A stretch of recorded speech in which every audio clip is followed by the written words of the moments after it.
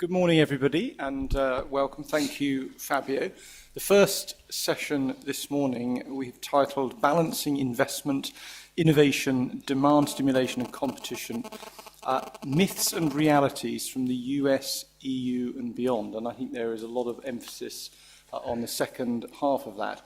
One of the great questions of our time, which has rebounded from continent to continent and country to country over the last few years, is does anybody have a preferred or a better way of achieving the objectives which are typically in common? And one of the big debates has been the different approaches taken both between the EU and US, and indeed, of course, within the EU. And to discuss that, we've got three very distinguished panel members. We have Carlos López Blanco on my left, who is Global Head of Public and Regulatory Affairs at Telefonica.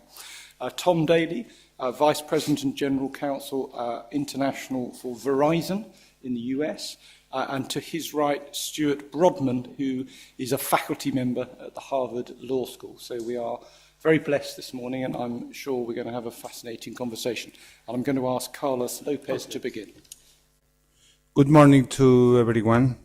And first of all, let me thank Fabio and the organizers of this event for the opportunity given to me and Telefónica to share with you our views on this topic, considering the very, very long title of this part of the conference. I have decided to taking advantage that I will be the first to give you a general overview on the situation in the US and the European Union in terms of regulatory models from the perspective of a telco operator. And let me start by saying that for Telefónica, this is not just a theoretical exercise or academic thing. But we are not just a European operator, we are a European and Latin American operator. Today, Latin America is as important as Europe for Telefónica business. Today, our first operation is no longer Spain, but Brazil. And that means that we live from the regulatory point of view in that we call the regulatory triangle. And for us, it's very important to understand what is happening in the United States, because in Latin America, sometimes influence comes from the US, other times comes from the European Union. So for us, it's very important to understand this. So my intention will be in these 10 minutes to give you a general overview of the regulatory situation in the European Union and the US from the perspective of telco operators.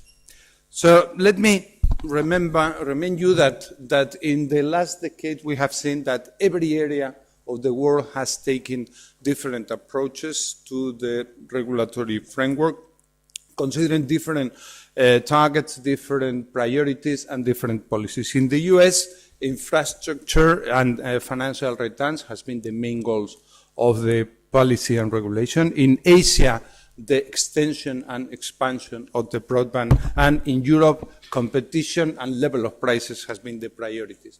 And different priorities mean different policies and different instruments. In the US, the main instrument has been to go to a process of deregulation and to foster infrastructure competition. In Asia, public subsidies and a very active governmental policy has been critical, and in the European landscape, to keep the process of unbundling and to foster competition and the number of competitors has been the main instrument for that.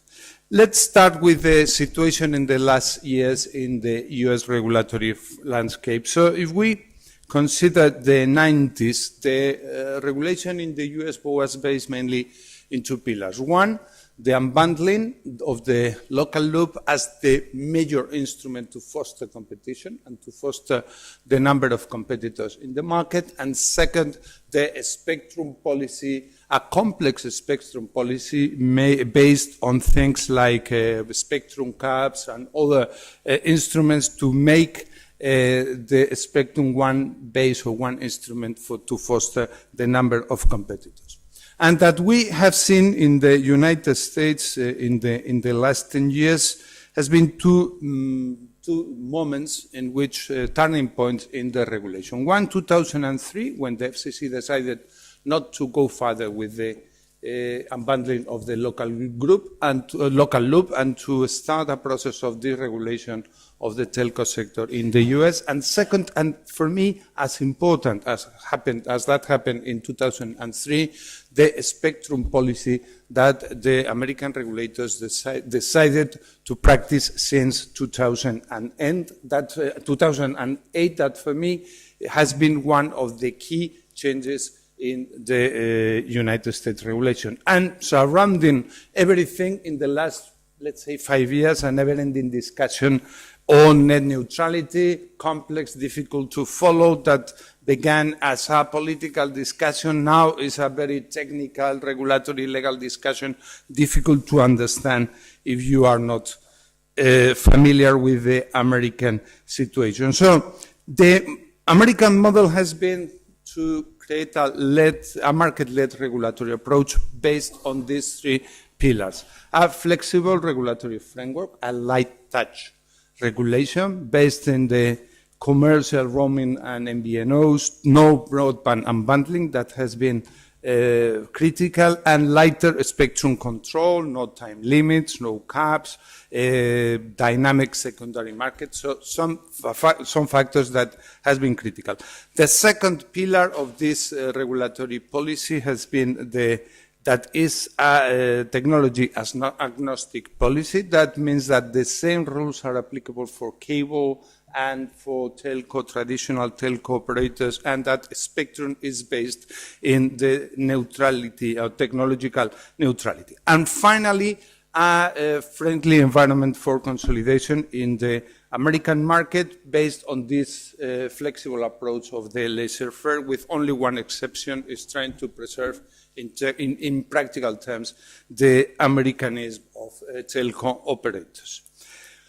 What has happened in Europe in these last 10 years? So the starting point is very similar. So when the regulatory model was based in Europe, mainly in these two principles, as in the US, unbundling of the local loop, access as the main problem for regulators, and second, the spectrum policy based in this idea that spectrum should be an instrument to foster competition and especially to guarantee the number of competitors and the introduction of new competitors in the market. We have had in Europe in the last 10 years three modifications of the regulatory framework in 98, 2002, and 2009, but none of them has made a profound change in the regulatory framework in Europe. So we have seen that in the United States we have had two turning points.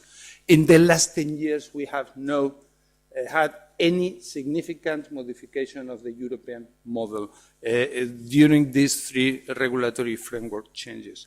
Only in the last year, in 2013, we have been starting to see some changes in the policy orientation of the European Commission, with the new recommendation of cost orientation, with the recognition of the need of having a level playing field, regulatory level playing field for over-the-top players and for telco operators, or the introduction of notions as interesting as the portability of digital life. So that we have in Europe, and we have had in Europe, and we still have in Europe, is a prescriptive regulation based on these three pillars. One, the ex-ante regulatory framework, the traditional ex-ante regulatory framework based mainly on the wholesale market regulation and the unbundling of the local group, an equal level playing field, not just with the so-called over-the-top players, but with cable operators versus the traditional telco operators, and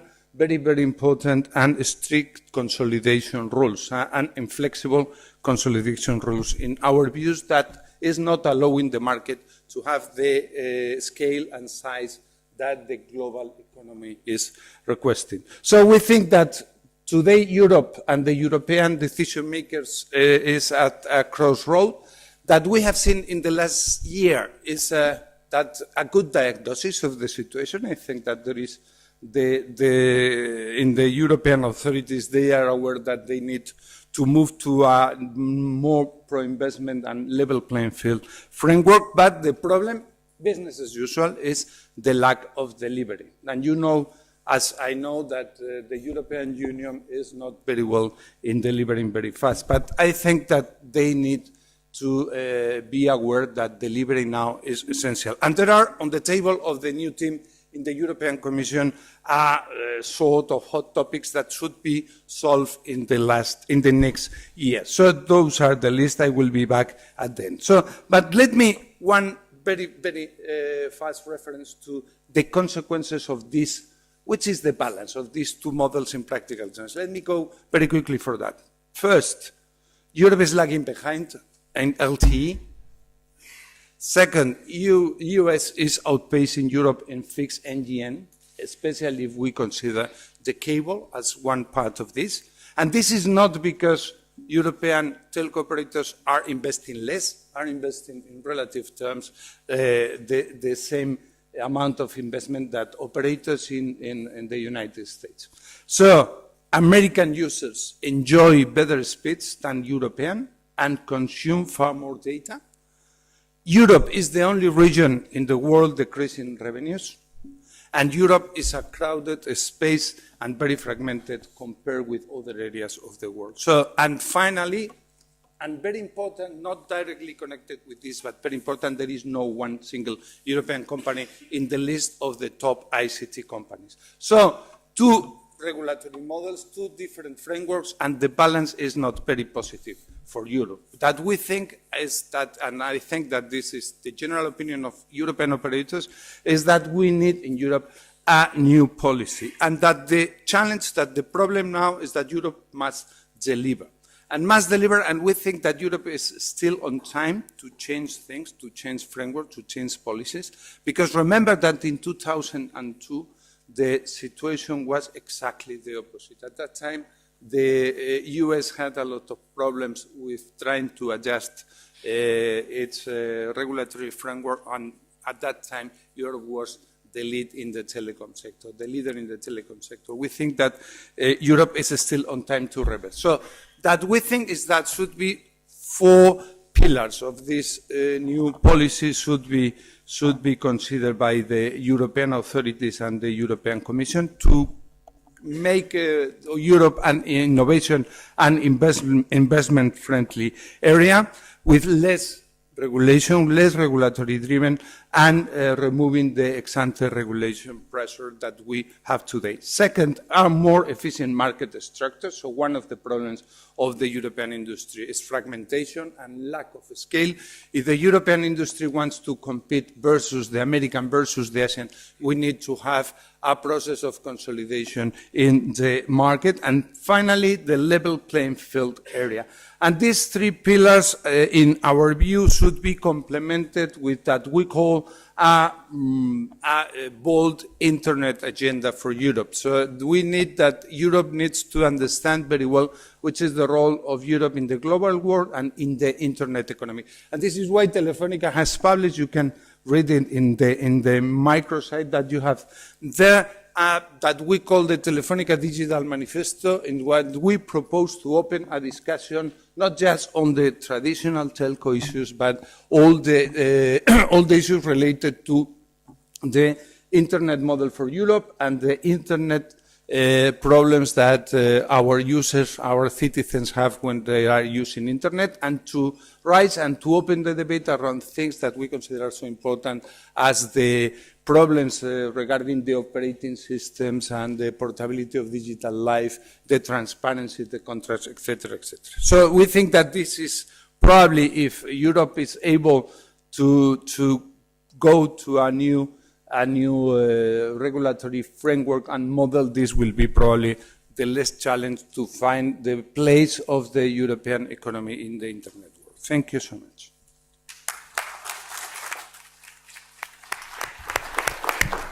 Thank you, Carlos. Straight over to Tom.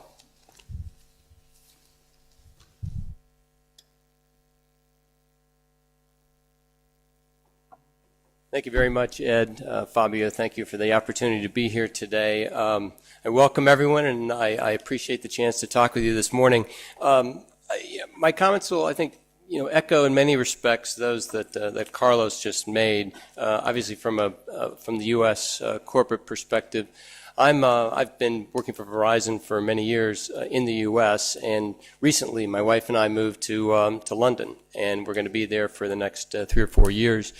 I'm going to be heading up the international legal and regulatory department for the company globally, everything outside the U.S. And of course, one of our largest parts of our international business is in EMEA. So I'm delighted to be here and to have a chance to talk to you about innovation and investment. Our CEO actually spoke last week at the Financial Times Aetna Summit, and he made some remarks there that I think summarize quite well the important issues to consider as we're looking to balance and enhance investment and innovation. So I'm going to call on many of Lowell's remarks and offer some additional thoughts as well as I go through the discussion this morning. So as we look at investment and innovation, we look at a couple of things that have sort of led us to the point where we are today. One is the impact of innovation itself. Lowell last week talked about how fast the technology landscape has changed in the past few decades. The technologies that we take for granted today, our mobile phones to our GPS, were just distant possibilities not all that long ago. But the promise of these innovations sparked remarkable levels of investment that jump-started one of the most innovative and disruptive revolutions any industry has ever seen. Today's mobile and broadband technologies are transforming everything in their path. How and what we connect to the internet, how we communicate, how we learn, how we play, how we work and shop. The list is endless. How our hospitals, our cars, our homes, and even our cities are becoming smarter, safer, and more efficient. What enabled this revolution are the substantial communication network and infrastructure investments that are now and will continue to be the lifeblood of the global digital economy. Other factors have been quite important as well. Amazing technologies, some incredible thinkers that have brought these ideas to the market and to all of us. An incredible platform that we've called the internet. And importantly for this audience, I think, the notion of a light touch regulatory environment that has provided certainty for capital investments and has met the needs and demands of consumers. All of this is good. The second key to innovation and investment, in our view, is the importance of the global digital economy itself. The digital sector is now as important to the world's economy as the energy, financial, and transportation industries, both as a standalone sector and as a far-reaching enabler of innovation across all of these industries. So consider a couple of statistics. I won't throw too many stats or numbers at you, but the Boston Consulting Group says that the digital sector is expected to exceed $4 trillion in the G20 economies by 2016. If the digital sector were a national economy, it would rank in the top 5 behind the US, China, Japan, and India, and ahead of Germany. McKinsey estimates that more than 75% of the value created by the internet today, this is interesting, is now captured by traditional companies that don't even define themselves as internet players. The internet economy is transforming every sector and growing more forcefully by the minute. To stay ahead of that demand, network and infrastructure investments in the US and here in Europe will be crucial. So the third point, realizing the potential. So today's 21st century digital economy can only flourish if you have a 21st century regulatory agenda to sustain it. A regulatory agenda that protects consumers, encourages investment, and enables the cycles of innovation that generate opportunity and economic growth for everyone. Over the last 2 decades, regulators have made a concerted effort to leverage a regulatory framework that would cultivate robust competition and innovation-focused network investments to meet the needs of consumers and spur the digital economy. In the US, trillions of dollars of investment, much of it from the communications industry, has transformed what was an analog rotary phone environment into a digital internet ecosystem. The US has been setting the pace in global broadband investments, investing over $1.2 trillion since 1996. at an average of at least $60 billion a year.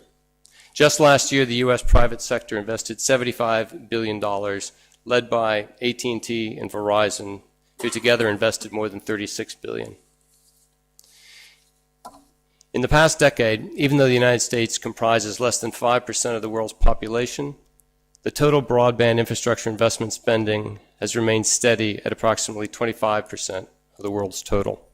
By contrast, Europe's total broadband infrastructure investment spending has fallen from 33% of the world's total to less than 20% in 2013. The result today is that the U.S. is a global leader in broadband availability and is realizing the far-reaching pull-through benefits of the broader digital ecosystem.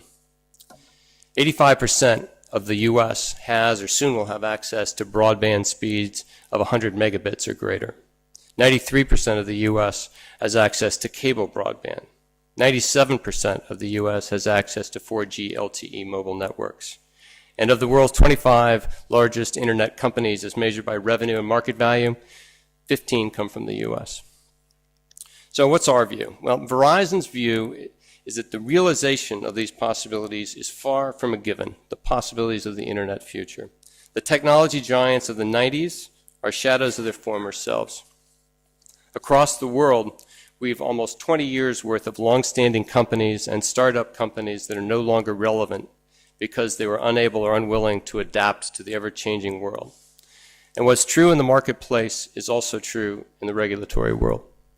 This transformation of America's digital economy and ecosystem has continually reminded us that today's digital economy has zero patience, zero, for any stakeholder, any region that does not continuously reinvent the way they do business. So at Verizon, this reality has been core to everything we do. As many of you know, we've been investing in our high-speed global networks and in reinventing ourselves for decades, building a global platform that enables innovation and supports an ecosystem of solutions that leverage our networks to solve the world's biggest problems. We've connected homes and businesses with the most aggressive and expansive fiber optic network in the United States.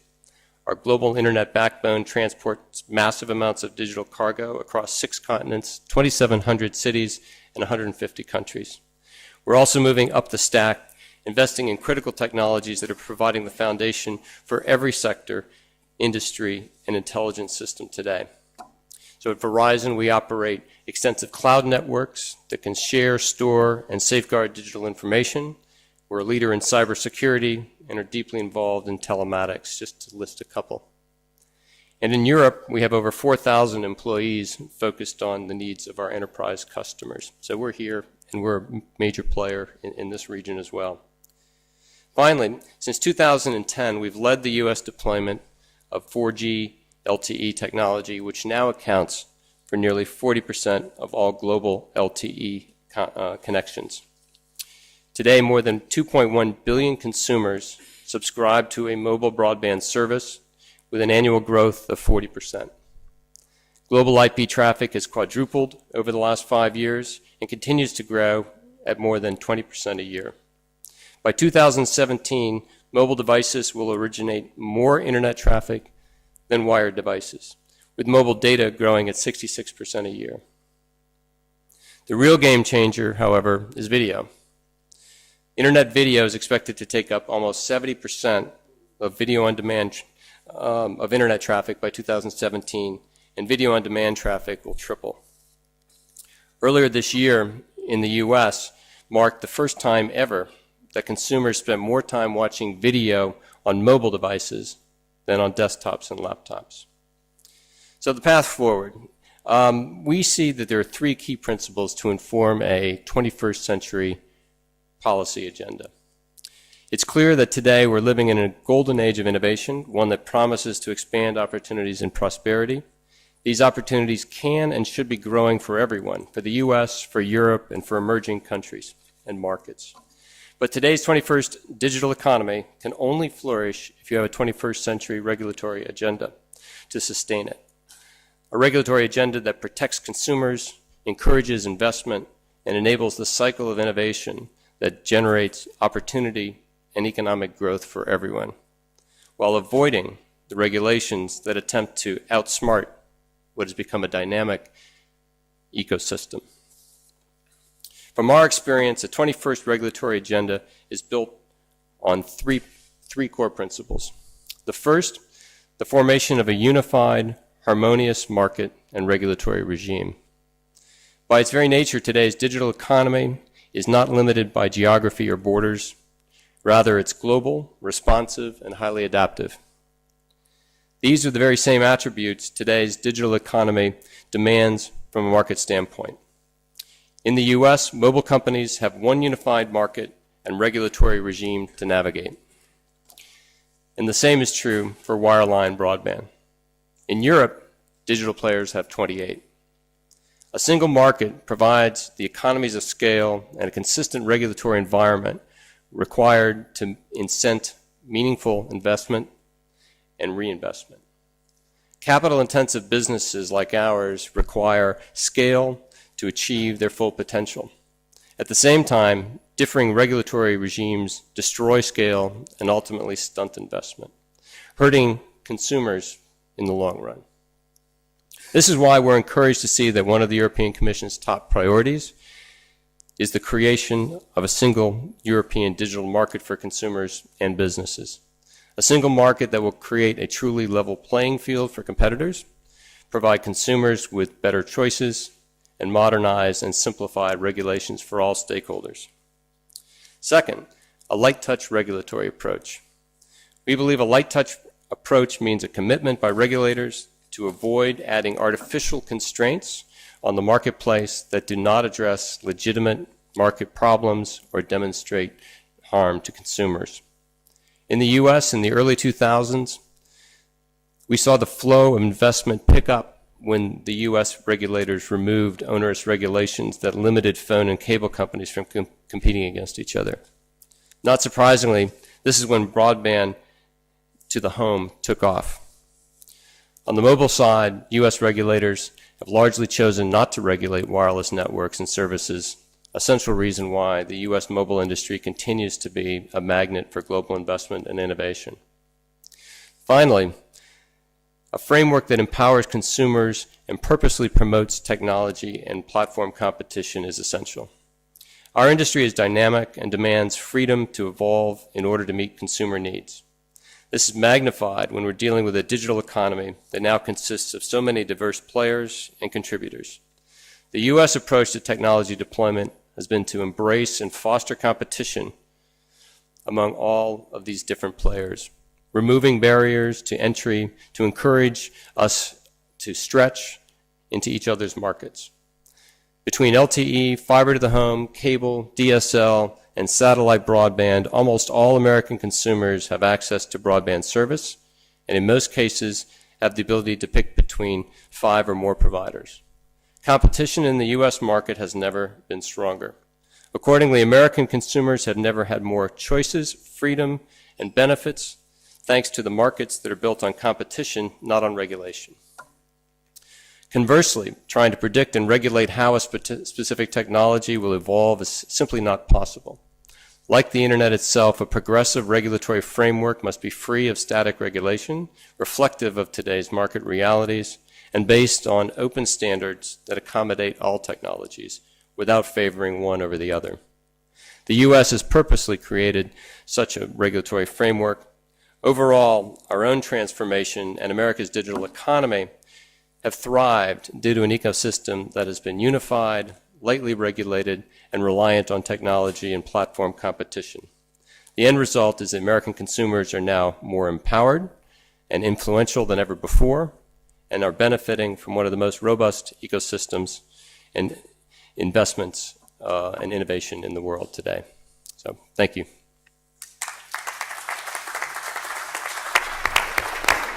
Thank you very much, Tom and Stuart.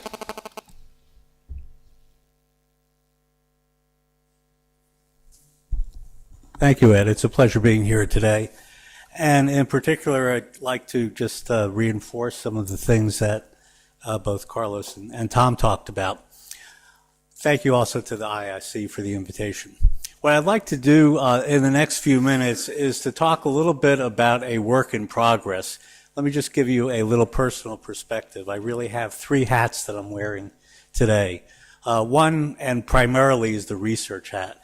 I teach at Harvard Law School. I also teach in the executive education program at Harvard Business School. And I'm, as of July, a senior fellow at the Center for Technology Innovation at the Brookings Institution. And so I'm deeply steeped in research. And the third aspect is the second aspect is my policy background. I was on the senior leadership team that helped create the National Telecommunications and Information Administration in the United States. And so I've been critically involved in policy formulation and debates and continue to do so.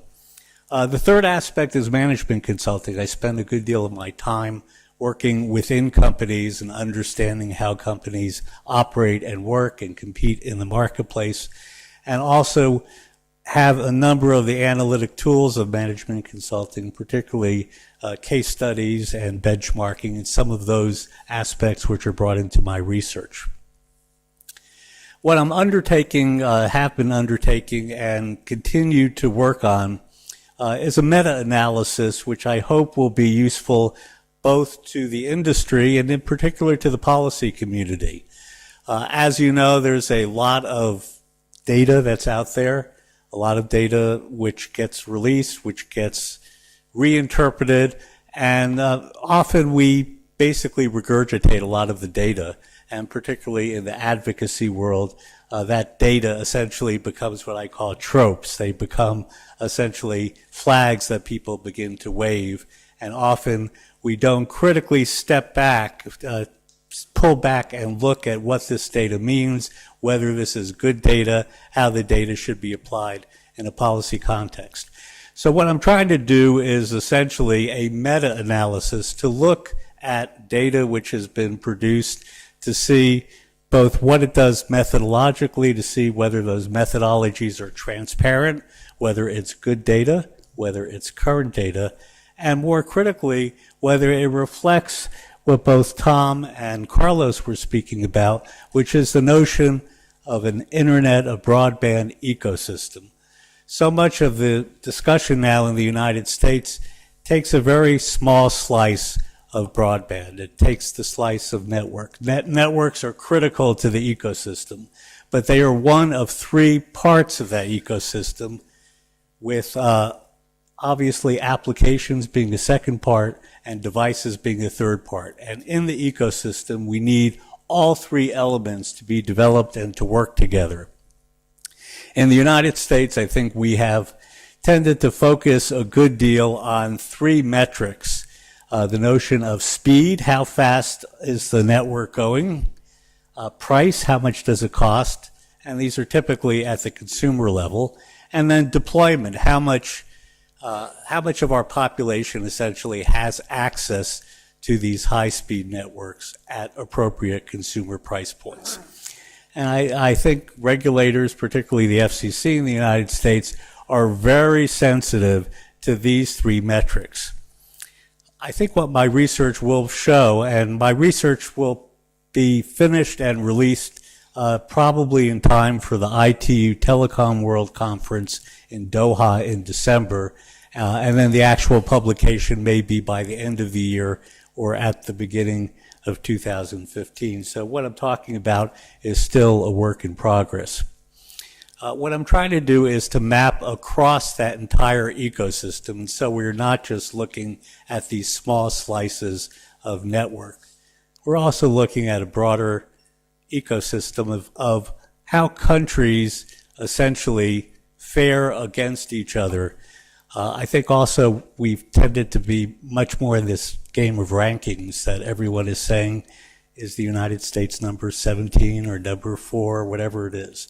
And we do that obviously across geographies as well. What I'm trying to do is to now look at this in a context that a colleague of mine, Michael Porter, developed a couple of decades ago, 1990. Some of you may be familiar with a very famous article that he wrote in the Harvard Business Review, which is called The Competitive Advantage of Nations.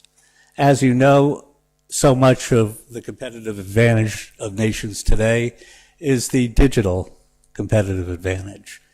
Tom illustrated with figures how large this opportunity is, and certainly how much digital fuels the economy of individual countries. There's been some very good research, in fact, a lot of research that has been done, which compares, for example, regions, the EU and the United States.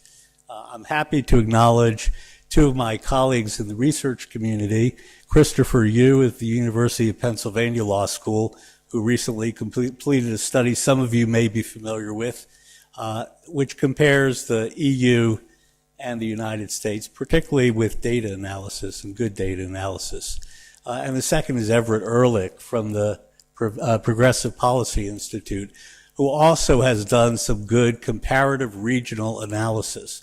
So for those of you who are not familiar with this, at the end of the session, if you'd like to give me a card, I'm happy to send those two studies to you, and I certainly acknowledge some of the good work they've done. I'm trying to take this a step further. They've really looked at this from a regional basis. I'm looking at this through the Michael Porter lens, and the Michael Porter lens looks at nation and nation. It compares apples to apples. So we can begin to essentially calibrate who are the leading countries in the world in broadband development. And when we speak of broadband development, again, we're speaking of the broadband ecosystem and not just networks, not just applications, and not just devices. And so working with a very large set of data, I and a fairly large team are essentially critically looking at each data set that's out there. First of all, to see is it current. As you know, in the policy community, there tends to be a data lag. A lot of data that the policy community has is not terribly current. And it's certainly, I think, imperative for industry and others to try to present to the policy community the best and most current data available. But what we have found is that a lot of data, a lot of decisions, a lot of policy formulation today is being done on the basis of data that was generated in 2007, 2008, 2009. Now, in internet time, that seems to be a decade or two ago. And so one of the screens that we have in our research is essentially not to look at any data older than 2011. So we will have probably the most current picture of data that is out there. And the second thing is to try to deal with two issues that I think we all know about intuitively, and I like to describe them. One is what I call the six blind men and the elephant problem. As you know, there's that old allegory about the six blind men who each are feeling a different part of the element, and on the basis of that are formulating decisions. Well, to some extent, that's what's going on in the policy community today. Part of the policy community feels a trunk, and part feels a tail, part feels a leg, and they each understand different elements, but they don't understand that we're dealing with an entire elephant. And again, what I'm trying to do here is to illustrate, and with data, current data, good data, how the elephant looks in terms of being this broad and very complex organism that the policy community needs to deal with. There's another phenomena that's going on, which I call the grass is always greener phenomena. And particularly in the United States, we are always looking abroad to say, we are not doing terribly well. It's good to hear Tom today, for example, say that we're doing pretty well. But again, that is not based precisely on data. Those are good positions and certainly, I think, forward-looking positions. But what I'd like to do, and what we're trying to do, is to look at this from a research perspective and to generate data, which I think will reinforce some of the things that Tom and Carlos are saying, and others in the field. So that gives you a little sense of what we're trying to do. Hopefully, this is an organic process. Even after this research is released, Hopefully it's going to be a baseline, and obviously there will be different researchers who will pick up on this, who will begin to add data, who will begin to weight the data in different ways. And the idea is to try to build a dialogue now with the policy community, so when the policy community looks for points of reference, it has a really wide view of those points of reference, a current view of the points of reference, and each of us in our respective countries, as we develop competitive strategies, will have a good way to calibrate essentially where we are in this process. I think essentially if you don't know where you're going, any road will take you there. And to the extent that we have a little bit of a roadmap, I think all of us will be in a much better position. So thank you for letting me give you a little preview, and obviously we're going to be having a Q&A as well. Thank you.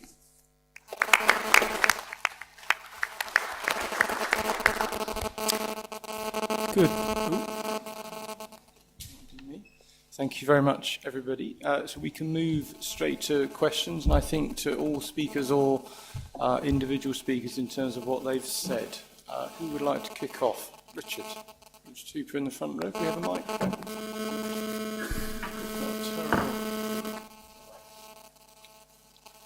Can we have a microphone up here, please?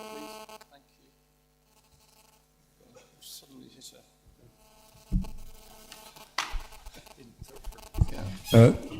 My question is to you, Chairman. Two of the three speakers basically said the US is better than Europe, change Europe, Europe's rubbish. As somebody who has spent the last decade doing Europe, perhaps we could have your views. I don't know if that's appropriate, but I'll have a little go. It is a very interesting question. I would never. I don't subscribe to the US EU. You're going to have to move these things. It's the roving mic, is it? Oh, it's a podium mic. Can we switch off the podium mic? It's on the table. How do we turn it off on the table? Move these here in case it's me. Right, I think that's better. There's a very simple point to make about the EU-US comparisons, and that is, I think you can take a US set of numbers. I think it's really quite misleading to take an EU set of numbers, an EU average. And the reason for that is that if you, let's take a couple of the points which Tom, for example, raised. And one obvious one is super fast broadband availability. What you find in Europe is if you look at the average, of course, the US is substantially ahead. If you compare the US with, let's take a couple of examples, Belgium and Holland, you find Belgium and Holland are substantially ahead of the US. So it really very, very much depends upon which particular country you're taking in the US, in the EU, because the distribution of experience against almost all the criteria, deployment, take-up, availability, prices, level of competition, range and choice, against almost every criterion, there is a very, very wide distribution of experience in Europe. And yet, you have a common European regulatory approach. Now, what that tells me is that there are other causal factors, there are other factors at work other than just the regulatory approach. So I think it's my headline answer is it's always a lot more complicated. It is a lot more complicated, and one has to understand more about the individual national circumstances, particularly in the EU. Any other comments on that general question? Just said, which is why our focus is really this country-by-country comparison, because as Ed indicated, sometimes when you're just dealing on a regional basis, it could be either quite deceptive or not particularly accurate. And so I think once we have better data dealing with a country-by-country analysis, we'll have, I think, a fuller and more accurate perspective to discuss some of these issues. I would just add, too, that in the U.S., there's rural sections, there's also very urban sections. So, you know, when I see statistics that compare the U.S. to South Korea or to Japan, and I say, okay, yeah, we're close. I think there's, and somebody said this before, I think relying on these you said it, I think, Stuart, relying on these very specific, you know, U.S. versus somebody comparisons, I think that's, you know, it's something, but I wouldn't put as much emphasis on it as much as sort of the direction that suggests. And I think I agree with what Ed said, that there's other factors as well. In the U.S., I could tell you that in the area that Verizon serves with our Fios fiber to the home product, we offer a 500 megabit service to the home. Google is rolling out in selected communities its 1 gigabit service. Now, that's not everywhere, obviously.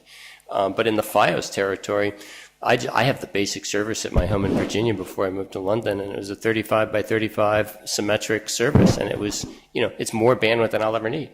So we can sit here and get all hyped up over, you know, 1 gigabit or 500 megabit or whatever. At the end of the day, is it meeting the needs, I think, ultimately of the consumers is what's important. I'll pass to Carlos, but I would very much agree with that as well. I mean, I said you could look at the US as a whole, but actually that isn't even true. And when I hear, as has just been suggested, if you try and compare the US with South Korea or Singapore, say, again, that's a very misleading comparison because the US is dealing with a vast diversity of economic geography, which is very, very different, presents very, very different challenges. So again, the average there would hide what is a very, very different set of challenges. Carlos. First methodological issue is that I think that we should compare average, because if you want to compare the US with the European Union, you have to compare average. If you want to compare Belgium or Holland, you have to compare with New York or with California, with other states. So I think that we are making the comparison between two big areas of the world, so we need to make the comparison in that way. A different comparison will be California versus Germany, for instance. But if we are comparing Germany, the US with Europe, we need to compare average. Second thing, I think that the issue is not if the regulatory framework in Europe is rubbish or not. I think that the issue is that 10 years ago or 15 years ago, Europe used to be the leader of the telco industry. And now it's no longer the leader of the telco industry. That Europe was able 20 years ago to take very clever regulatory decisions. And the US at that time was not able to take so clever regulatory decisions. And that we think is that Europe should recover the lead in this industry. And should recover the lead in this industry with the balanced regulatory framework. And that we think is that the facts show that in the last 10 years, the regulatory framework has not been balanced and has not permitted Europe to recover the leadership of the telco industry. And the leadership of the telco industry means not just the leadership for the companies, means better services for the citizens, better services for consumers, more innovation. And that we see now is that Europe is lagging behind the US in those areas, not just in the concentration, the side of the level of consolidation of the market, in the speed that the European citizens receive, the innovation of the services that they have, and mainly a problem that for us is essential. Europe is not today able to play a big role in the internet industry. And this is a very serious business. And one of the reasons why is because it has not been able to have the right regulatory framework and the right regulatory policy in the telco sector, but not just in the telco sector, to foster innovation and to take care of the industry that Europe has, which is mainly in the ICT sector, the telco one. Let me just follow up before bringing other. So are you saying, Carlos, that the reason Europe doesn't have a Google and an Amazon and a Netflix is because of the regulation? No, of course not. No, of course not. That is, I am saying is that this one factor, that to have a telco industry that has lost the leadership of this industry is a factor that explains why Europe has not been innovative in the last 10 years. One factor, not the main factor and not the only factor. Okay, let's bring others in. Yes, Jack Hammond. There's quite a lot of questions, so if we can move quickly with the microphone. So do you want to just start over there, because you've got a microphone? Yeah, yes, thank you. You know, my question was along the lines of the correlation between the internet. Yes, I'm Luis Locatero from the Mexican regulator. My question was along the lines of the correlation between internet and telecommunications. We can safely say that the United States is the leader in internet, and everything seems to point that internet is influencing positively the evolution of telecommunications in the United States. It looks like it's not a regulation-driven development, but it's the coexistence of two extremely strong and successful industries together that is bringing all this. And there is a third one, is microelectronics. So you have a very strong leadership in microelectronics, a very strong leadership in internet, and a very strong leadership in telecommunications. And everything seems to point that all that is part of one and the same thing. And we cannot look at them separately anymore. So I would like to know what you think, all of you in the panel, about this. I would agree with you. I think when we talk about an ecosystem, we are talking about the convergence of networks, excuse me, networks and appliances, devices, and applications. So they all mutually work together. They also reinforce each other, and they create that dynamic environment which essentially leads to the sorts of investment and innovation that we've been talking about. Yeah, I would agree as well. We look at the ecosystem in sort of a three-layered approach. You have the network layer, slightly different from what was mentioned before, but same concept: network, platform, and solutions or applications. So at Verizon, for example, we've got a very robust network. Each of those layers, in a sense, enables the one above it, but they all work together. So when we look at broadband is the ultimate enabler of everything, because you don't have a Google, you don't have a Facebook, you don't have a Netflix without the basic distribution mechanism, which is the last mile, ultimately. You know, we can move it across the backbone all we want, but if you can't get it to consumers, and obviously this discussion is focused on consumers and not so much on enterprise, but you have to have that robust delivery mechanism that then enables the rest of the ecosystem to function, and it's a virtuous circle. So I agree with your point, and I agree with what Stuart said as well. No, I agree with that you have said. I think that the key of success of the United States has been to keep the balance between the internet industry and the telecom one. So that means that you can have both at the same time, that you not need to sacrifice one in the benefit of the other, because if you want to have a good and healthy internet industry, you need to have a good broadband infrastructure, and a good broadband infrastructure means that you have to have a strong telecom industry. And I think that the US has been able to keep the balance between a light touch regulatory framework and at the same time to fit innovation in the internet space. Okay, Jack. 1, 2. Good morning, everybody. Then I would like to play just a few seconds advocate of the devils. This morning I was so happy not to find the products I have in Belgium, because we talk a lot of Belgium. Not all the products I have in Belgium, and tasting new things. It was very attractive to me, and I'm happy that we can travel and discover new products.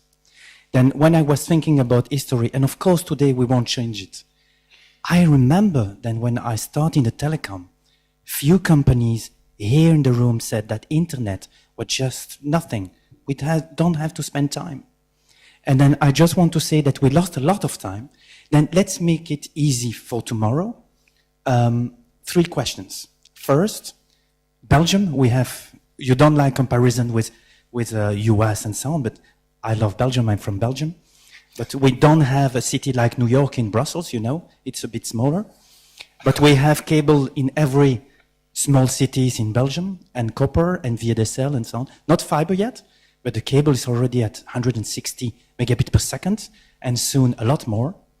Then You know, my concern is that I have a lot of SMEs in my country. And when I hear global players saying, if you don't have $5,000 average monthly revenue, it's not profitable for us, we will stop. Then asking you the first question, we are a SME country. Do you want us regulators to say, don't worry, be global, we won't serve the SMEs, which means 90% of the Belgian companies? Is that your promises? I hope not, then please confirm. Secondly, we love to have differences.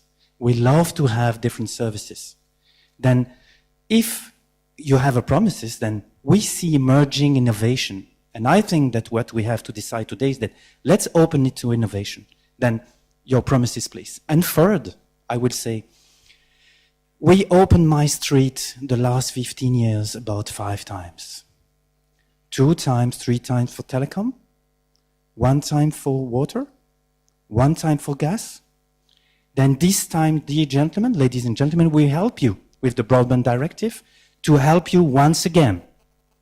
But we will not be happy to cry again in 5 years' times because you will say again, it's so difficult, it's so difficult. Then let's make easy. We will try to ease the OPEX investment. Then you commit to serve the customers, to bring the innovation, and deal done. Thank you. Okay. Stuart, do you want to pick that up? Not sure what the question is. Well, actually, maybe Tom, I mean, the SME point, is there a, it's an interesting question, this one, which I pick up around the world, actually, which is that there's a very, very strong major corporate communication service market, incredibly strong. It's about as competitive as you can get. Mm-hmm. Feels much less like that when you get to the SME level. Is the market working effectively there? Yeah, it is a good question. And one of the first questions I guess I think about is what is an SME? Because if you're talking about enterprise, in our language, I think you call it large business, but big businesses, multinationals, they really function on their own. They don't really need a whole lot of help, at least in our view. And in the U.S. market, it's largely unregulated. And in the European market generally as well. And we think it should stay that way because basically we are big companies and we can take care of ourselves. You start to get to a smaller level, to something that's a medium, you know, at some level you're right. I mean, the small business looks more like a consumer and less like an enterprise or less like a large business. The challenge, I think, is finding a way to provide that adequate level of protection for those that really do need it. Because the consumer market is a mass market, right? So there's really one contract. I'll speak for the way we do things in the U.S., but I assume it's similar here. You have a contract that lawyers like me draft up. It's available online. People read it and they click and they accept it. That works up to a point, and then it doesn't work because your customer says, oh, wait a minute, I don't agree with your choice of law provision, or I don't agree with this or that, and you end up having some back and forth. Somewhere in there, may be the right line. I think our view would be, you know, really it's the consumer that definitely needs, you know, the support of regulation, consumer-type protection. We've always agreed with that. At some level, maybe the small businesses do. Medium size, that's where you can start to hold back investment and innovation. That's what concerns us. So if you go too far up, I think that's where some of the concerns that we would have start to arise. Small business, home office, to me, they are very similar to consumers. SME market in Europe? Very briefly. So I am not very familiar with the Belgium case, unfortunately, but that I think is that SMEs need at European level is to have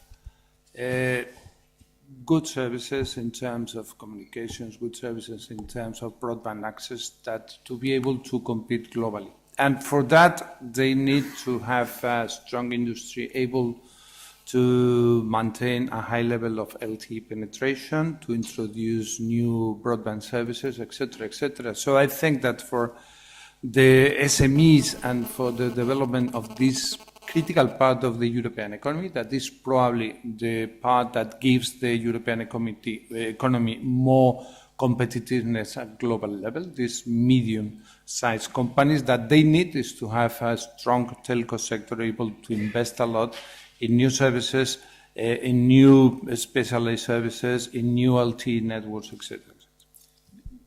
One issue is obviously for SMEs is obviously price. They're very, very price sensitive. And it's the case that in many European countries, prices are actually a lot lower, isn't it? You didn't mention prices. No, I think that the level of prices, if we be back to the comparison with the US market, I think that the level of prices of the European market in general is lower than the American one. And I think that the problem that the industry, European industry has is not the level of prices of the telco income in their activities, but the level of access to broadband and new services. Okay, right, let's... So there's one over there, and then we'll have a couple over here, if we can pass the microphone in while we're waiting. Thank you. Hi, Yeah. thank you. Tanya Salem from Colt. I have a question. I can see that in your comparisons, in the most frequent comparisons between the US and Europe that's being presented by the industry, I see a focus on mobile. But what I don't see is a holistic focus on consumer outcomes that includes fixed. So I wonder whether a figure such as average broadband speeds in the US of roughly 10 megabits per second versus the average broadband speeds in the UK of roughly 18 gives you a food for thought. And in addition, the fact that in terms of how that average in the US is made up, where only 30% of broadband users in the US have download speeds above 10 megabits per second, which means in the reverse that 70% of users in the US have broadband speeds below 10 megabits per second. That I think should give some food for thought, perhaps to think about fixed and mobile more holistically and to bring comparisons that talk about user outcomes and not just technologies. Thank you. Thank you very much. Let's take a couple, because I think it's probably a more fluent way of doing it. So another one here, and then perhaps the one in front, Bob Pepper in front. Thanks. Thank you, Chair. Ronald Ramkison, Trinidad and Tobago Regulatory Authority. I find the presentations very interesting. However, I come from a very small country, 1.2 million people, just over 5,000 square kilometers. And I'm wondering, in the context of what was argued about the size of the United States and how well it is doing versus Europe, what kind of thoughts, ideas would the panelists have for small economies, for small countries, who are not SMEs and don't see themselves as consumers only? So that's my question. Thank you. That's a very interesting question. And Bob, Yeah, do you want to? Robert Pepper at Cisco. So going back to some of the comments, particularly Ed, yours about Belgium and the Netherlands and the comparisons and some of the things that Tom and then Carlos raised. The common thread is that actually competition, facilities-based competition works. Why is Belgium and the Netherlands, right, we've already heard a little bit about this, why are the relative penetrations and the facilities, the speeds or whatever the metric is, all right, and Stuart, you know this because you've looked at it. The fact is that there's a cable broadband offering that is a direct competitor to the telco broadband offering. The facilities-based competition, which is, by the way, in the US, right, where you have virtually everywhere at least one cable as well as the telco, and where you have the Google Fiber, you have both the telcos and the cable operators rolling out and increasing their offerings. So that's directly related to some of the work we've done with the UN Broadband Commission, where what we found was that competition actually matters, that where you have competitors, you see a significant, statistically significant increase in broadband adoption. And that goes to, I think, Carlos's point about facilities-based versus services priced regulation. It's just, I'd like to, get your views, and Stuart, maybe a hint into any of the data that you've already looked at on that impact. But it just struck me, Ed, and by the way, in the UK, you now have with Virgin Media you do have more facilities-based competition. Okay, thanks. So 3 there, and then we'll come to 3 more. So if we can deal with those. I don't think you have to all answer all of them, but so perhaps select what you want to. I'll just echo what Dr. Pepper just talked about. Clearly, when you have facilities-based competition, we do see a greater momentum in terms of adoption and essentially usage in the individual countries. And what we're trying to do is to look at these broad indicia, including data from the UN Broadband Commission.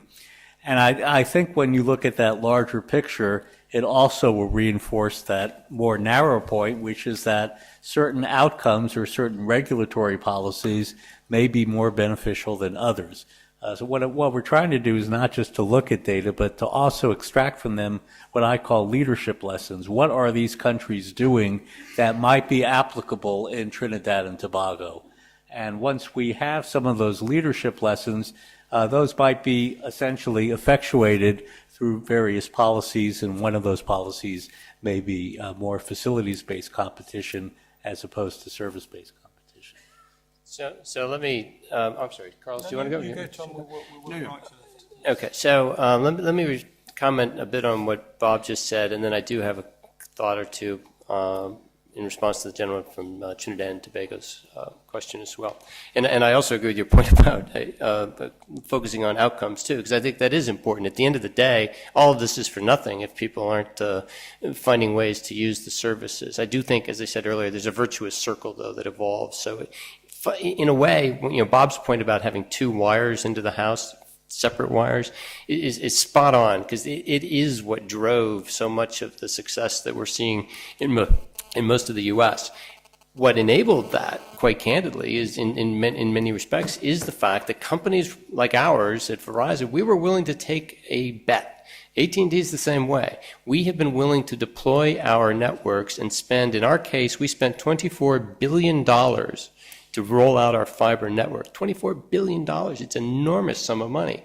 But as a result, we have a terrific network, and we compete head on with the cable guys. I spent a number of years as our chief marketing lawyer for our broadband business and our telephone business. And I can tell you that we are locked in mortal combat with the cable guys every week about our products and services, and we compete on quality. We compete on speed. We compete on performance, not just on price, which I think is an important point to think about in Europe too.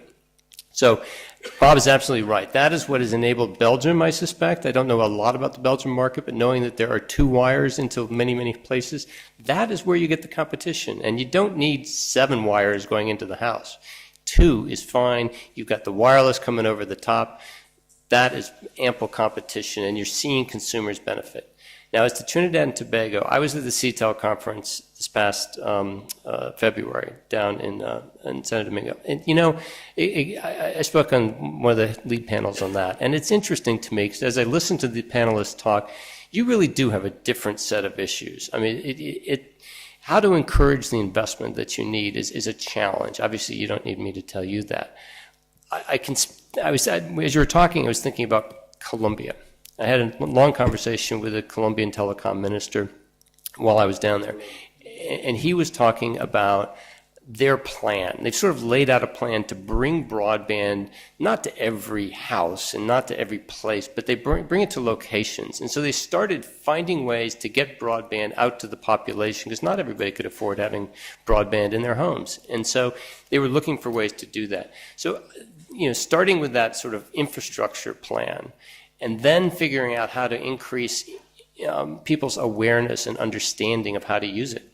How is it going to help their lives? Because it's of no use, back to the point about, how do people use the internet? It doesn't do any good if you've got a 100 megabit connection into your house if you don't have a computer and no idea what to do with it. So I think all of this stuff kind of comes together. So for your country and smaller countries that are sort of on the front end of the curve, I think looking at that infrastructure development plan is obviously very critical. So two comments. One, to remember that the figures that I have shown with the comparison the US versus Europe shows that at least the consumption of fixed data is in the US twice the consumption in Europe, that the mobile data consumer is 20% more in the US, and the average fixed mobile speed is 20% more in the US than in Europe. But that for me it's important to highlight that at the same time the consumer choice is probably much better in the US today than in Europe, and the role that the cable has played in the fixed infrastructure has been critical. And other question that for me is important is that you raised, I want to be not focused in the size of the countries, but in the condition of developing countries. So we have a broad experience, as you can imagine, in Latin America. And Latin America, we are very proud to say that today the telecom infrastructure is the best infrastructure in Latin America if you compare this with the telecom infrastructure all over the world. So you cannot compare water infrastructure, highways infrastructure, airport infrastructure in Latin America with the one in Europe or in the US. But you can compare perfectly the telecom infrastructure in Latin America with any other infrastructure in the world. So that we think, and we think that this is the result of three factors. First, that the model of development of the telco industry in Latin America has been driven by private investment. So we think that this has been the critical and the key factor, has been the private investment, the one that has fitted this development of first-class infrastructure. Second, I think that the governments and regulators normally have practiced a very well-balanced regulatory policy. Considering, as I said in my intervention, these two influence, the European one and the American one, and probably most of the Latin American regulators has been able to learn from both influence. And third, and I think that is totally critical in Latin American countries and probably much more critical in the smaller countries, the right technological choices. So I think that to understand that for countries, developing countries, the mobile infrastructure is critical, and to be able to take advantage of the 3G and 4G technologies is critical. Okay, just come quickly to the front. Yes, please. This one here to Jorn, please. And then Jorn, you go first, then Fabio, and then there's a lady here who would like one. Thank you very much, Ed. My name is Jørgen Ebbe Andersen. I have a career as Danish telecom regulator for 21 years. And as Fabio used to say, I might be the longest serving telecom regulator in the world. It gave me a lot of experience. I want to share a couple of points with you. I learned from the 21 years as telecom regulator that the digital economy can be an extremely powerful tool to address the challenges we are facing with respect to innovation, growth, and jobs. But to address these challenges, the infrastructure side, the telecom regulation, is far from sufficient. A much broader approach is needed. And I liked what Stuart said about the whole ecosystem, and I would even go further than you did. I come back to that. But let me start by giving you an example, and you might have comments on that. In my country, a very ambitious, rather ambitious goal of 100 megabit per second broadband connections to every home by 2020 was established a couple of years ago. And due to facilities-based competition, as Robert Pepper just said, I agree with him completely, we have been very successful. Right now, about 70% of all households and businesses have access to 100 megabit per second connections. But the take-up is extremely poor, only 2%. So that brings me to noting that you should be very, very careful about only focusing the discussion on the supply side. The demand side is even more important, or as important. I used to say, and I come back to the idea of having an ecosystem view on things, that apart from infrastructure, e-infrastructure, e-skills, e-literacy is important, e-security, e-privacy is important, and e-content, including applications, as you said, Stuart, are very important factors to drive the development. So I want your comment on this, but furthermore, I would like to have your comment on a phenomena which an issue which I participated in discussions on in Tokyo at an OECD conference last week on data-driven innovation. Data-driven innovation based on big data is really taking off. Businesses reaping the benefits of big data can enjoy productivity gains of between 5 and 10%, and the prospects are very, very encouraging. But when you look into the use of big data, you face a number of issues, a number of challenges related to privacy, related to copyright, related to competition, you name it. So my view is, shouldn't we change our focus in the future, moving away from the battle between large telcos and telecom regulators, which is, as Stuart said, just a small slice of the entire ecosystem, and rather prefer a whole-of-government approach dealing with the challenges in order to, as I started my intervention, to reap the full benefits of the digital economy. Thank you. Okay, thank you. Let's have one more from A Fabio. piece of information that might be relevant to the comparison between the USA and Europe. IDAT, the French consultancy, has a research project underway exactly on this. They did some homework and they did a fact-finding mission in the US in September. And last week, on Tuesday, they presented in Brussels the preliminary results of their research in a seminar which I had the pleasure to attend, and the discussion in the seminar was to try and go to the root, what were the factors explaining the differences. And the tentative conclusion that was reached in the seminar was going exactly in the direction that Jürgen was suggesting. And it was a bit frustrating in a way, because we all agreed in the seminar, most of the participants agreed, that demand was a very important factor. And demand tends to be exogenous compared to regulation. Demand is something addressed by the last point raised by Carlos. Because what strikes us, what came out of the seminar was that yes, there are differences. You have difficulties in comparing prices. Maybe prices are higher in the United States than in Europe, a little bit. But where there is a huge difference is in usage. ARPUs, mobile ARPUs are almost double. As Carlos said, data usage is much greater. This conclusion about the importance of demand is strengthened by a comparison within Europe. If you go from Northern Europe to Southern Europe, you see the same difference. Now, Jürgen was saying that the take-up is not that high. But if you are TeliaSonera and you are deploying fiber in Sweden, you can expect a certain take-up.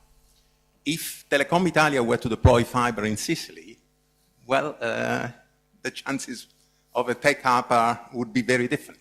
So we should not be forgetting this, frustrating however that may be, because it tends largely to be outside our immediate control. Thanks. Thank you, Fabio. And question over here. Thank you. Can you hear me? Yes. My name is Karen Edmondson. I'm a regulatory lawyer from South Africa. I typically work in developing countries.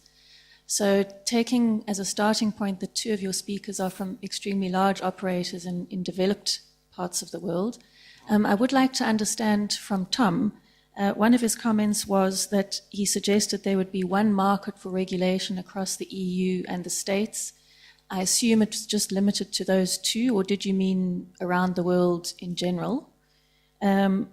Secondly, I think you also noted that in the US, competition was extremely successful, which meant that regulation was less necessary, and you advocated for light touch regulation. I was wondering then, the fairly recent cases, I think one of them involved T-Mobile, where the FCC stopped consolidation in the interests of maintaining a number of players in the market, in the interests of an outcome which would be a competitive outcome in the benefit of consumers, how that fits with your assessment.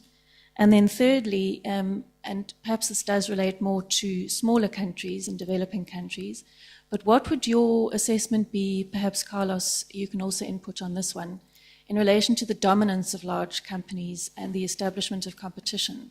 Because I think there, certainly my view would be that regulation is a critical element, and certainly in order to facilitate infrastructure-based competition and services-based competition, there does seem to be a role for regulation. Okay, thank you very much. Should we go left to right this time? Start with Carlos. Okay, so let few me questions there. I think that Jürgen has said is the most important challenge that we have in front of us. And this is exactly in my last slide, I tried to show you that we call it Digital Manifesto that we have launched, that is trying to promote to open a debate, not in the traditional telco discussion and telco issues, but in the challenges of the internet industry and the challenges of the digital economy.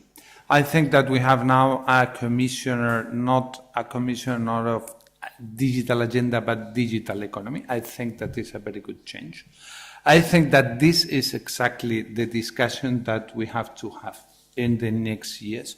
I think that we should be able to put on the table some very serious issues which are affecting in a radical way the experience of European consumers when they are using internet. I think that we need to discuss on the role that the mobile operating system are playing in the digital ecosystem, that we need to understand the problems associated with the lack of portability of digital life, that we think that will be a critical discussion in the years to come, that we need to assure our citizens that internet is going to be secure, transparent, and that their privacy is going to be guaranteed. So that we think is something very simple. The telecom sector doesn't longer exist. We are in a new sector, we are in a new ecosystem and in a new economy, and we need to understand that the challenges are different. This is why exactly in our view is a very important problem to have some regulators, only some regulators, focus on the traditional agenda of the telco sector and not looking at the future and at the real challenges of the future. Second thing, very rapidly, on LATAM. So I think that our experience in Latin America shows that having a sector driven by private investment is possible to keep the level of competition in the market. Is possible to have a strong infrastructure competition, and is possible to have a balanced regulatory policy. So I think that Latin America shows all these three things. And in that context, I think that in Latin America we have two big operators, and two big operators that have been able to compete on the development on infrastructure and new services, etc., with some local players very important in some markets. In every market in Latin America, there are normally at least a third of 4 local players that make that the market is more dynamic. And the other factor that for us has been important is that Latin American regulators have been able, at least up to now, to understand how to keep the balance between to respect this private investment process and at the same time to foster investment and to have a balanced regulatory intervention. Okay, thank you. Tom? So a couple of comments have been sort of similar, at least to the way I'm interpreting them around demand and the ecosystem, because I think that really is important because, if we think about our heritage as companies, as regulators, it was so often focused on the wire or in some cases on wireless services. The digital economy is so much more than that. What I've watched over the years, because I started doing internet policy work about the time broadband began in the U.S., which was about 1998, and watched. There was hardly anybody really doing much internet policy work that wasn't in one of the sort of founding father type companies in the internet space in the U.S.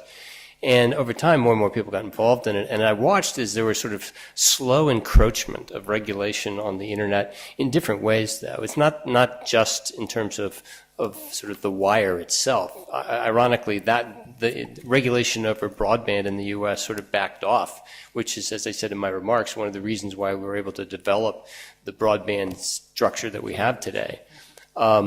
Where regulation is affecting the internet is over things like privacy, which are very important, but those are these sort of ancillary things to the actual connectivity where regulation is working itself in. So I think one of the things that we have to be mindful of as we look forward is being careful about over-regulating these applications, the things that are generating the demand that are helping to build the ecosystem itself.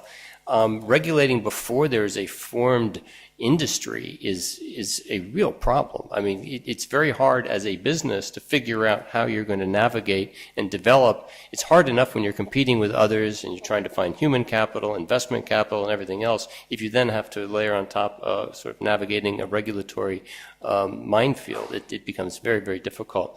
So the question about one market versus multiple markets, could you extrapolate my comments to a global market? No, absolutely not. I think that in the U.S. we've been successful because there was basically one market.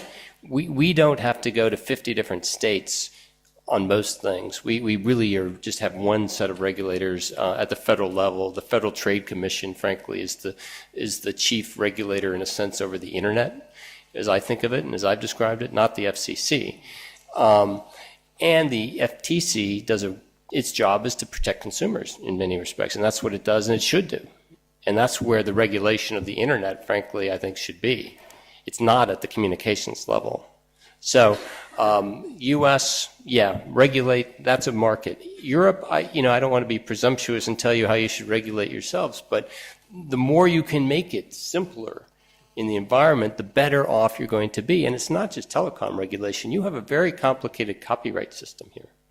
There's another example. I mean, I've done a lot of work with the content community, anti-piracy work, and also in terms of the development of video services that we sell through our video service that we offer, as well as over-the-top services. And I can tell you it is simple by comparison in the U.S. because there's really one copyright regime. So this notion of complexity it enters into not just telecom. I mean, it is a function, obviously, of Europe being Europe and having 28 member states. So, but that's something to strive for. It just seems to me that you will do yourself a service overall if you can simplify this. It doesn't mean no regulation. It just means a more centralized approach so that there's continuity. That will lead to more investment and innovation in an environment where people want to invest and they want to innovate. They don't have to come to the United States. WhatsApp, it's $19 billion Facebook just paid for that thing. And the guy who invented it invented it in the U.S., but he didn't come from the U.S. So to me, I'd be worried about how do I stop the brain drain?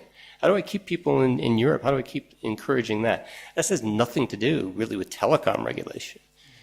Nothing at all. Last word, Stuart. My takeaway from Jürgen and Fabio is a call for enlightened regulation. And I think certainly you've set a great example of being enlightened regulators, as Ed has. And I think the more that regulators can look at some of these issues outside of the toolbox of regulation that they have within the confines of telecom and look at this as a broader holistic area, again, ecosystem. I have a term which will be incorporated in the study, which I would like to introduce today to the discussion, and perhaps it's one that will become more well-known over time, and that's the notion of net vitality. I think as a policy goal and certainly as an industry goal, what we're trying to do as we move towards the future is to create a vital internet, to create the sort of environment where we have the type and the level of innovation and investment that these companies and others are providing, and in terms of outcomes for consumers, making it a vital resource in their lives. So both of those halves essentially correspond to the same end road, the end result, and I call that net vitality. Thank you very much. We're out of time for this session, so could I ask you to thank all the contributors very much indeed.